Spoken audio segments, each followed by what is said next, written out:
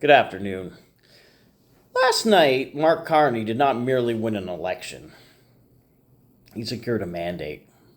A majority government in Canada is never just a political victory, it is a transfer of responsibility, a consolidation of power, and a test of judgment. And now that test begins. Canada has chosen something rare in modern politics: coherence over chaos, discipline over drift.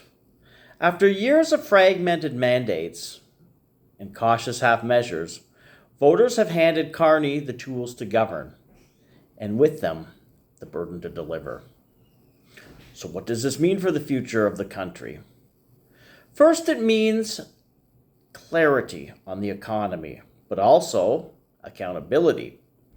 Carney inherits not just an economy in transition, but a federal deficit that cannot be ignored. For years, Canada has relied on spending to cushion shocks, to stabilize growth, to manage crises. But deficits, while sometimes necessary, are never neutral. They accumulate, they constrain, and eventually they demand correction. Carney's credibility earned at the Bank of Canada and the Bank of England rests on the idea that discipline matters. Markets will expect a plan, not austerity for its own sake, but a credible path. How to grow the economy while bending the deficit back towards sustainability. That means difficult choices. On spending, on taxation, on priorities, a majority government gives him the power to make those choices. It also ensures he alone will own them. Second, there is the question of Canada's place in the world, especially through CUSMA. This trade agreement is not just a legal framework, it is the foundation of Canada's prosperity. Nearly everything from manufacturing to energy to agriculture depends on stable access to North American markets. Carneys enters this arena with unusual strength. He is known in Washington. He is trusted in global financial circles, but this will not be an easy negotiation. The United States is more protectionist than it once was. Mexico is more assertive. The next phase of CUSMA will test whether Canada can defend its interests without provoking the kind of disputes that damage growth and confidence.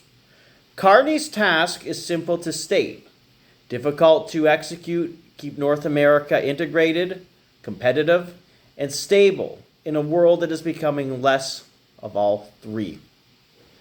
And then there is the deeper challenge, the one that defines every Canadian government. You guessed it, national unity.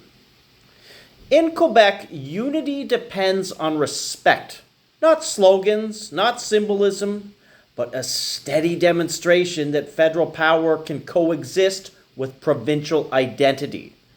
Carney must show that a strong Canada leaves room for a distinct Quebec to thrive within it. In Alberta, unity depends on trust. There, the concern is not cultural, it is economic. It is about whether national policy recognizes the province's role as an energy powerhouse, and whether its future will be shaped with it or imposed upon it. Carney must bridge that divide, reconciling climate ambition with economic reality, transition with opportunity. This is the real test of his majority. Not simply governing effectively, but governing inclusively. Because here is the paradox. A majority government is the strongest form of power in Canadian democracy, and also the most isolating. There are no coalition partners to consult, no opposition votes required to pass legislation. The temptation is to move quickly, decisively, even unilaterally. But Canada is not a country that responds well to imposition.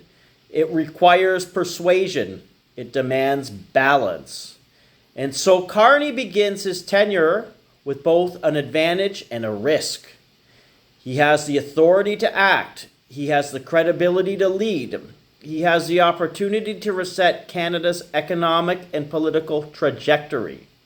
But he also faces a country that is regionally divided, fiscally stretched, and globally exposed. The deficit must be managed. The economy must be strengthened. Kuzma must be protected.